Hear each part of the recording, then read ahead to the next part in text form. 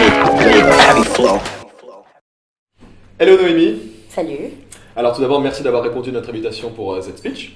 Je vais te présenter. Tu es étudiante à Sciences Po Paris, que tu as intégré après un baccalauréat S. Est-ce que tu peux nous parler du concours? Comment ça s'est passé? Comment tu l'as vécu? Alors, j'ai pas tout de suite pensé à présenter Sciences Po, donc ça a dû venir vers la seconde. Je me suis quand même orientée vers une filière scientifique, un peu par défaut, mais j'avais toujours en tête, voilà, de présenter le concours. J'étais pas exactement sûre, un peu comme pas mal d'étudiants finalement, de ce que je voulais faire. Je sais que c'était dans le domaine des relations internationales. Je m'orientais plus vers la diplomatie à cette époque. Et donc j'ai décidé de le présenter. Donc en terminale, je me suis inscrite à une prépa. C'était à peu près 4 heures toutes les semaines. J'y allais de façon assez irrégulière, donc ça n'a pas été un élément assez décisif dans mon admission ou non. Mais voilà, donc j'essayais quand même d'y aller pour m'imposer une rigueur, parce que je pense que ce qui est le plus important, en tout cas dans la préparation d'un concours, et surtout de ce concours-là, qui est quand même assez pesant et assez complexe à préparer, c'est de s'imposer une rigueur et de devoir travailler un petit peu toutes les semaines, voire tous les jours. Donc je m'y suis mise, pas forcément au niveau de la prépa, mais moi toute seule. Et je me suis dit que j'allais tout donner pour pouvoir le préparer. Donc le concours avait lieu, donc en fait c'était la première année de la réforme du concours. Donc en 2013, pendant mon année de terminale, sachant qu'avant Sciences Po on le passait en juillet et non pas en janvier. Donc je l'ai passé en janvier, après avoir préparé tout un dossier, parce qu'il y a tout un dossier à envoyer avant, donc en novembre à peu près, avec toutes tes notes de la seconde à la premier semestre de terminale, avec toutes tes activités extrascolaires, avec une lettre de motivation. C'est un dossier assez complet qu'il faut rendre et assez complexe à préparer. Et en plus de ça, il faut faire tes choix.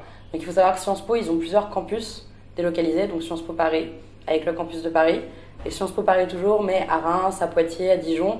Et ça, c'est en fonction de tes affectations géographiques, entre guillemets. C'est-à-dire que si tu es très très intéressé par l'Amérique latine, tu iras sur le campus de Poitiers. Si tu es très intéressé par tout ce qui est Amérique du Nord, Canada et études anglophones, ça sera plus sur Reims. Donc moi, j'ai choisi le campus de Sciences Po Paris parce que, encore une fois, je ne savais pas exactement quelles étaient mes affinités géographiques à l'époque. Et je l'ai mis en premier choix, avec le campus de Reims en deuxième choix, parce que je parlais un espagnol assez faible et aucune autre langue latine ou langue de l'Europe de l'Ouest. Donc j'ai passé le concours. Ça s'est plutôt bien passé, puisque j'ai été admissible. Et après mon admissibilité, j'ai dû donc préparer un oral, puisque ça se passe en 3 parties. C'est-à-dire que tu as le dossier, tu passes le concours, si tu n'as pas été admissible sur dossier, sachant que tu peux passer le concours en ayant un dossier qui te pénalise dès le début, puisqu'il t'attribue des notes. Donc si tu as C au dossier par exemple, ils te le disent pas, mais ça sert presque à rien de passer le concours, parce que de toute façon tu pourras pas être admissible, puisqu'il faut A et B. Et donc j'avais eu B au dossier, j'ai eu A au concours, donc j'étais admissible, et j'ai eu A à l'oral. Donc je suis rentrée à Sciences Po un peu par chance, je dirais, parce que c'est vrai que j'étais pas la personne la plus scolaire, en tout cas au lycée, en terminale S, encore une fois, qui n'était pas non plus mon premier choix, enfin, ça faisait pas vraiment partie de mes centres d'intérêt, quoi, la physique, les maths, etc. J'étais bien plus littéraire. Mais je pense que ce qu'ils ont apprécié, c'est justement que je me suis pas forcément laissée influencer par toutes les techniques de la prépa, etc. Parce que c'est une prépa qui est quand même assez connue, je vais pas dénoncer, etc. Mais c'est une prépa assez connue qui forme beaucoup d'élèves et qui a une façon de les former et de les formater, entre guillemets, qui est très très très vite détectable au concours de Sciences Po.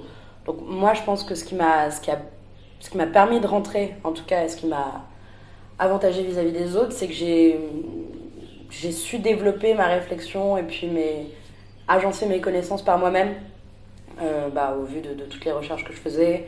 Je lisais beaucoup de journaux, j'essayais de me renseigner sur un peu tous les sujets autour des thèmes qui étaient abordés, et ça m'a permis de passer le concours et de le réussir.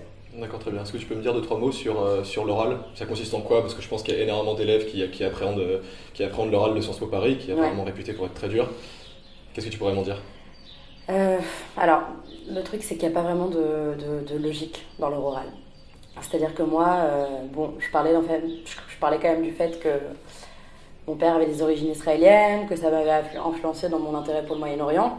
Et j'étais sûre qu'ils allaient m'interroger sur ça. C'est quand même un sujet assez complexe, assez polémique, donc il y a matière à discuter et à challenger vraiment l'élève qui est en face de toi. Pas du tout. Je suis arrivée, ils ont tout simplement regardé mon dossier. En fait, dans le dossier, tu renseignes le métier de tes parents. Ma mère est chercheure en chimie nucléaire. Donc ils m'ont dit, votre mère est chercheure en chimie nucléaire, parlez-nous de la recherche. Voilà. D'accord. Donc c'est un oral de 20 minutes. Ça peut être sur absolument tout, du métier de tes parents jusqu'à ton choix de campus, à ton intérêt pour les langues. Il faut vraiment être sûr de son parcours, ne pas se laisser déstabiliser. Parce que moi, par exemple, j'avais une de mes examinatrices qui se levait, qui allait ouvrir la fenêtre, qui regardait l'heure, qui avait l'air extrêmement exaspérée. Mon oral a duré 10 minutes au lieu de 20. Donc je suis ressortie de là assez catastrophée en me disant ils n'ont pas du tout aimé, je vais pas l'avoir, quoi. Mais je pense que j'ai su ne pas me laisser déstabiliser et j'ai surtout pu montrer que je pouvais parler d'un peu de tout sans forcément avoir des connaissances extrêmement développées sur le sujet, mais que je pouvais en tout cas me débrouiller et laisser apparaître que j'avais une manière de construire ma pensée qui était adaptable à l'enseignement de Sciences Po, quoi. D'accord, très bien. Qu'est-ce que tu pourrais me dire sur les études à Sciences Po dans le sens général du terme? Comment se passe le cursus à Sciences Po Paris au niveau des cours? Alors, déjà c'est divisé en 2 parties. C'est-à-dire que pour ceux qui rentrent comme moi après le bac, donc il n'y a plus la possibilité de rentrer à bac plus 1, ce qui était le cas avant. Donc Sciences Po, tu l'intègres directement après le bac. Tu as 3 années, ce qu'ils appellent le collège universitaire. Donc 3 années assez générales, où tu choisis un petit peu de tout. Les 2 premières années, tu les fais à Paris ou alors dans ton campus. Et la 3e année, tu la fais à l'étranger. Donc c'est une 3e année obligatoire à l'étranger, que tu peux faire en université ou en stage. Moi, j'ai choisi l'université. Mais donc, j'ai continué en fait dans cette démarche académique. Parce que les 2 premières années à Sciences Po, il faut savoir que c'est quand même très théorique. C'est pas, on parle d'un peu de tout. On parle de diplomatie, on parle de politique, on parle de droit. La première année, elle est assez structurée. On a 3 matières principales par semestre. On est répartis dans des espèces de petites classes de 20 qui tournent en fait pour nous permettre de nous connaître un peu mieux et qu'on ait quelques repères en tout cas sociaux à Sciences Po. Et voilà, on a des cours magistraux. Ces cours magistraux qui sont suivis de ce qu'on appelle des conférences, mais qui en fait sont des TD. Ouais, c'est ça, ouais. À la fac, c'est ça. Sont des TD et donc voilà, par petites classes de 20 qui sont donc présentielles, tu es obligé d'être présent, tu as des devoirs à rendre. Donc voilà, mais après c'est vrai que les 2 premières années sont assez éclectiques, c'est toi qui choisis ce que tu veux étudier, ce qui t'intéresse. Donc si tu es fan de politique, il y a un large panel de cours axés sur la science politique, sur les institutions politiques, sur tous les mécanismes. Voilà, c'est vraiment assez poussé. On a des très très bons professeurs qui viennent un peu de partout, des professeurs assez renommés. Je pense que c'est aussi ce qui fait la qualité de Sciences Po, c'est qu'on a des professeurs qui viennent du monde entier, qui ont des expériences tout à fait différentes, aussi bien pratiques que théoriques que académiques, et qui sont là pour transmettre un savoir d'une façon un peu moins scolaire ou peut-être universitaire à la française, de ce qu'on peut avoir l'habitude, en tout cas dans le système universitaire français. Tu m'as parlé d'une césure qui était possible, enfin d'un échange qui était possible en 3e année. Toi, tu as choisi de partir à Sao Paulo, étudier le droit international et business administration. Qu'est-ce que tu peux me dire sur ton voyage? Est-ce que ça t'a plu? Est-ce que tu conseillerais à tous les étudiants de partir à l'étranger? Alors, moi je suis partie au Brésil un peu sur un coup de tête. J'avais envie de partir loin. J'avais envie de découvrir une autre culture, une nouvelle langue. Donc je parlais espagnol, donc l'Amérique latine, ça m'intéressait, mais je me suis dit pourquoi pas apprendre une nouvelle langue effectivement. Donc j'ai choisi le Brésil. Ça a été une des plus belles années de ma vie, concrètement. J'ai beaucoup appris. Alors sur le point de vue universitaire, c'est vrai que c'est assez relax. À partir du moment où tu pars pas dans des grandes universités américaines ou à Londres ou dans des grandes universités européennes, la charge de travail n'est pas abrutissante. Donc c'est vrai que ça te permet de vraiment te concentrer sur ton expérience personnelle et puis sur la possibilité que tu as d'à côté faire plein de choses. Je suis partie sans parler un mot, je suis revenue, je parlais couramment portugais. En plus de ça, j'ai fait des rencontres qui ont vraiment, je pense, changé ma vie. D'ailleurs, ça a complètement changé mon orientation professionnelle. Je suis rentrée à Sciences Po en pensant que j'allais faire de la sécurité internationale et travailler avec le militaire. Et je suis revenue en voulant faire des droits de l'homme et de l'action humanitaire. Mais on en parlera peut-être après. Mais c'est vrai que moi, j'encourage tout le monde à partir. C'est vrai que c'est extrêmement enrichissant comme expérience, d'un point de vue culturel, d'un point de vue social. Ça te crée une certaine indépendance, ça te crée une capacité d'adaptation qui est quand même assez hallucinante en fait, quand tu reviens et que tu te rends compte que tu as été dans des situations assez extrêmes, très très différentes de ce que tu pouvais toi vivre ici en France. Et ça te sert dans ta vie de tous les jours finalement, dans ta vie professionnelle très certainement.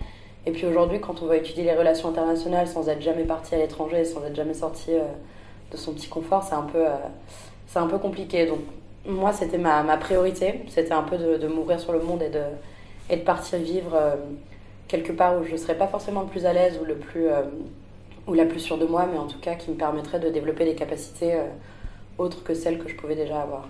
D'accord.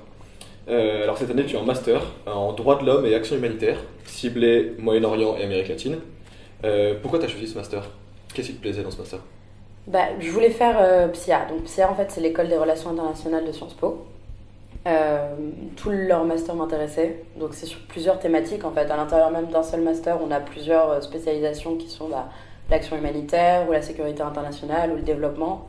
Et comme je te l'ai dit, je suis partie au Brésil en pensant que j'allais faire sécurité internationale, spécialisation Moyen-Orient. Et de par les expériences que j'ai pu vivre là-bas, notamment en donnant des cours dans les favelas quand j'y étais, je me suis rendu compte que non, finalement, j'avais plutôt envie de tourner ma carrière et mon action vers justement les droits de l'homme et la défense des droits de l'homme. Donc c'est vraiment ce voyage qui t'a fait choisir ce master en fait? Ça m'a fait réaliser en tout cas. J'étais déjà dans le domaine des affaires internationales, j'avais très très envie de travailler dans la médiation de conflits, donc avoir quand même ce contact assez humain et un rapport aux droits de l'homme assez complexe. Mais c'est vrai que de voir en fait les inégalités, ça fait peut-être un peu bateau de dire ça comme ça, mais c'est vrai que c'est un choc. En fait, on n'a pas du tout l'habitude de vivre dans des environnements pareils. Et puis en y allant, ça m'a fait complètement réaliser que j'étais peut-être pas la meilleure dans ce que je voulais faire, mais peut-être que je pouvais m'orienter vers quelque chose d'autre qui me permettrait d'utiliser en tout cas les qualités et les capacités que j'ai pu développer là-bas. Donc c'est ça qui m'a intéressée. Après, il faut savoir que le master à Sciences Po, donc moi en venant du collège universitaire, le master n'était pas sélectif.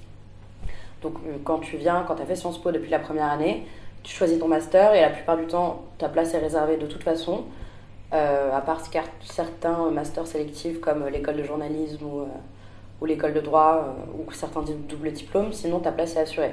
C'est-à-dire que tu n'as pas cette possibilité de te dire je ne pourrais pas rentrer en master à Sciences Po. En revanche, si tu n'es pas à Sciences Po, tu as quand même la possibilité d'intégrer Sciences Po en master. Donc de passer un concours, si tu es français et que tu as été dans un système universitaire français, ou sur dossier si tu as étudié à l'étranger pendant les 3 premières années, et d'intégrer Sciences Po en master. Et dans ce cas-là, effectivement, il est sélectif. Mais après ça, quand tu as intégré toi Sciences Po et que tu es en master, tu as toujours la possibilité de changer au bout d'un moment si ça te plaît pas. Donc je me suis dit, je me lance là-dedans. Si ça me plaît pas, au bout d'un semestre, j'aurai toujours la flexibilité légendaire de Sciences Po qui me permettra de changer de master au bout de 6 mois et de me dire voilà, j'ai pu étudier ça m'a plu, mais j'aimerais plus m'orienter vers ça. Donc c'est pas quelque chose de complètement définitif, moi ça m'a plu, c'est vraiment vers quoi je veux m'orienter, mais c'est vrai que ça te bloque pas vis-à-vis des autres possibilités de carrière que tu peux avoir si c'est plus dans le développement international ou dans la sécurité. Ça reste assez global, les cours sont assez entremêlés entre les différents masters, donc c'est vraiment encore une fois un apport académique qui est très fort et qui est très large. Donc c'est ça aussi qui m'a plu, c'est cette possibilité d'avoir plein de cours sur tout et de pouvoir moi les choisir et de créer mon propre cursus finalement à l'intérieur même d'un cursus universitaire déjà assez excellent. Ça marche. Et dans le cadre de ce master, tu as d'ailleurs monté une association avec des camarades qui s'appelle SILA. Oui. Qu'est-ce que tu peux m'en dire? Alors SILA, c'est une association, donc loi 1901, qui vise en fait à créer du lien. Donc SILA, ça veut dire lien en arabe, lien entre les réfugiés, donc réfugiés statutaires qui sont arrivés en Île-de-France et les habitants d'Île-de-France. On a créé cette association parce que finalement on avait envie de faire quelque chose, on est revenu de 3e année à l'étranger, on n'avait pas vraiment vécu de près cette entre guillemets crise des réfugiés au sein de l'Europe. Et on se dit, il faut qu'on fasse quelque chose, on a envie de créer une initiative et sur quoi on pourrait baser ça. Alors on s'est plutôt orienté vers l'intégration professionnelle. Donc notre but à nous, c'est de développer une plateforme. Il y aura 3 parties dans cette plateforme. La première partie, c'est donc l'intégration professionnelle par l'échange de services. C'est-à-dire que toi, si toi, Joseph, demain tu veux prendre des cours de violon au lieu d'appeler un professeur de violon du conservatoire ou quelqu'un que tu connais, nous on a la possibilité en fait en créant plusieurs profils de tes capacités et de leurs capacités à eux également, de te mettre en relation avec un réfugié qui était prof de violon dans son pays mais qui n'a pas forcément la possibilité ici d'exercer cette activité comme première activité parce qu'il y a une certaine précarité dans l'arrivée des réfugiés en France, parce qu'ils n'ont pas forcément la langue ou en tout cas les formations qui leur permettent d'exercer leur métier d'origine ici. Donc voilà, le but c'est vraiment de les remettre en contact avec leur activité première et de leur permettre d'exercer ce qui leur plaît et en même temps de créer un lien, puisque de toute façon si il te donne un cours de violon, toi tu vas devoir lui donner quelque chose en échange. Donc que ce soit un tour de Paris, un cours de français, une aide pour ses papiers et ses documents administratifs.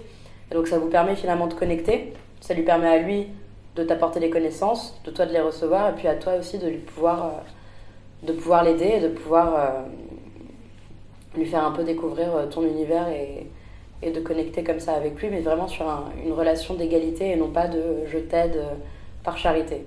Parce qu'ils peuvent tout aussi bien nous aider que nous pouvons les aider. Donc ça, ce serait la première partie. La deuxième partie, c'est plus sur la rencontre. Donc on organise des conférences, on organise des événements plus festifs, donc des soirées. On a organisé des visites d'exposition aussi tous ensemble. Et la dernière partie, c'est raconter leur histoire.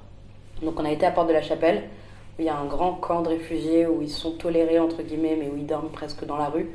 Faire des portraits, donc prendre des photos et leur demander de nous raconter un peu leurs histoires pour finalement donner une voix au chapitre à ceux qui ne l'ont pas forcément. Voilà. D'accord, très bien. Bon, merci beaucoup Noémie en tout cas d'avoir été avec nous. Et puis à bientôt j'espère. À bientôt.